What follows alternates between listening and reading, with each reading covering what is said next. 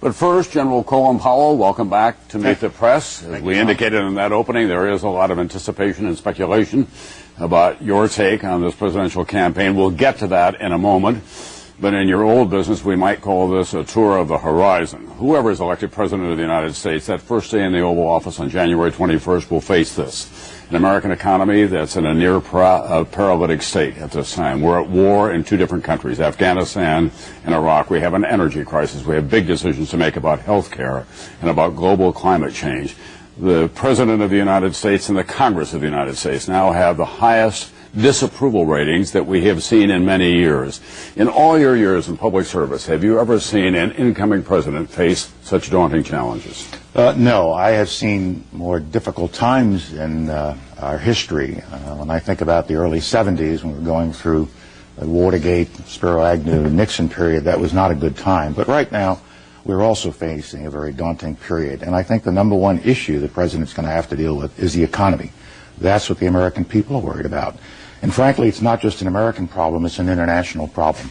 We can see how all of these economies are now linked in this globalized system, and I think that'll be number one. The president will also have to make decisions quickly as to how to deal with Iraq and Afghanistan. And also, I think the president has to reach out to the world and show that there is a new president, a new administration that is looking forward to working with our friends and allies, and in my judgment, also willing to talk to people who we have not been willing to talk to before, because this is a time for outreach. Given the state of the American economy, can we continue our military commitments around the world at the level that they now exist? We can. I think we have to look as to whether they have to be at that level.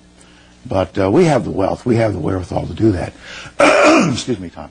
We have the ability to do that, and so first and foremost, we have to review those commitments, see what they are, see what else is needed, and make sure we give our troops what they need to get the job done as we have defined the job. We have that ability. If you were called into the Oval Office on January 21st by the new president, whoever it happens to be, and he said to you, General Powell, I need from you your recommendation on where I begin. What should be my priorities? Where would you start? I would start with talking to the American people and talking to the world and conveying a new image of American leadership, a new image of America's role in the world. The problems will always be there, and there's going to be a crisis come along on the 21st or 22nd of January that we don't even know about right now. And so I think what the president has to do is to start using the power of the Oval Office and the power of his personality to convince the American people and to convince the world that America is solid, America is going to move forward, we're going to fix our economic problems, we're going to meet our overseas obligations. But restoring a sense of purpose, a sense of confidence in the American people and in the international community in America. What's not on the screen right now that concerns you, that should be more prominent in the minds of the American people and the people running for president? I think the American people and the gentleman running for president will have to early on focus on education more than we have seen in the campaign so far. America has a terrible educational problem in the sense that we have too many youngsters not finishing school. A third of our kids don't finish high school. 50% of minorities don't finish high school. We've got to work on this, and my wife and I are leading a campaign for this purpose. Also, I think the new president has to realize that the world looks to America for leadership. And so we have to show leadership on some issues that the world is expecting us to, whether it's energy, global warming, and the environment. And I think we have to do a lot more with respect to poverty alleviation and helping the needy people of the world. We need to increase the amount of resources we put into our development programs to help the rest of the world. Because when you help the poorest in the world, you start to move them up an economic and social ladder, and they're not going to be moving toward violence or terrorism of the kind that we worry about.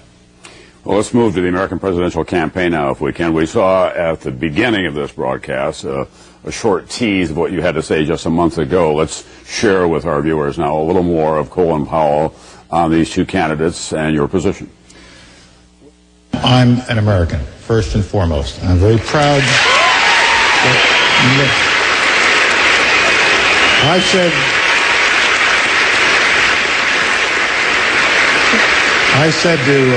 I said to my beloved friend and colleague John McCain, a friend of 25 years, John, I love you, but I'm not just going to vote for you on the basis of our affection or friendship. And I've said to Barack Obama, I admire you, I'll give you all the advice I can, but I'm not going to vote for you just because you're black. We have to move beyond this. General Powell, last year you gave a campaign contribution to Senator McCain. You have met twice at least with Barack Obama. Are you prepared to make a public declaration of which of these two candidates that you're prepared to support? Yes, but let me lead into it this way. I know both of these individuals very well now. I've known John for 25 years, as your setup said, and I've gotten to know Mr. Obama quite well over the past 2 years. Both of them are distinguished Americans who are patriotic, who are dedicated to the welfare of our country. Either one of them, I think, would be a good president. I have said to Mr. McCain that I admire all he has done. I have some concerns about the direction that the party has taken in recent years. It has moved more to the right than I would like to see it, but that's a choice the party makes.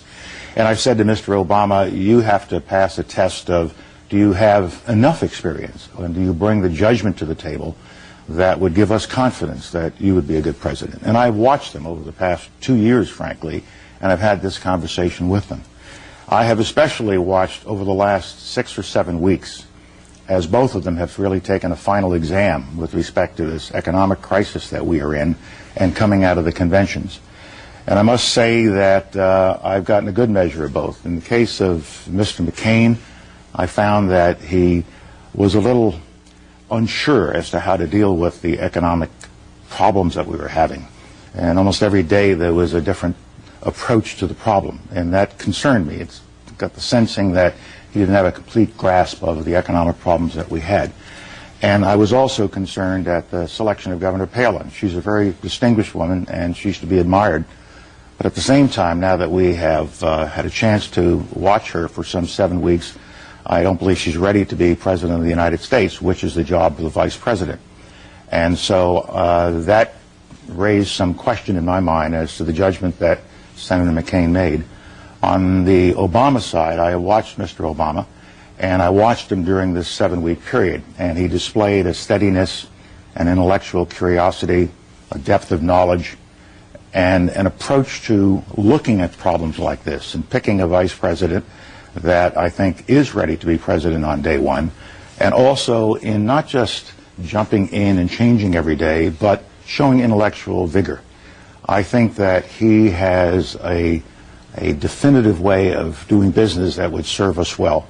I also believe that on the Republican side, over the last 7 weeks, the approach to the Republican Party and Mr. McCain has become narrower and narrower. Mr. Obama, at the same time, has given us a more inclusive, broader reach into the needs and aspirations of our people. He's crossing lines, ethnic lines, racial lines, generational lines. He's thinking about all villages have values, all towns have values, not just small towns have values. And I've also been disappointed, frankly, by some of the approaches that Senator McCain has taken recently, or his campaign has, on issues that are not really central to the problems that the American people are worried about. This Bill Ayers situation that's been going on for weeks became something of a central point of the campaign. But Mr.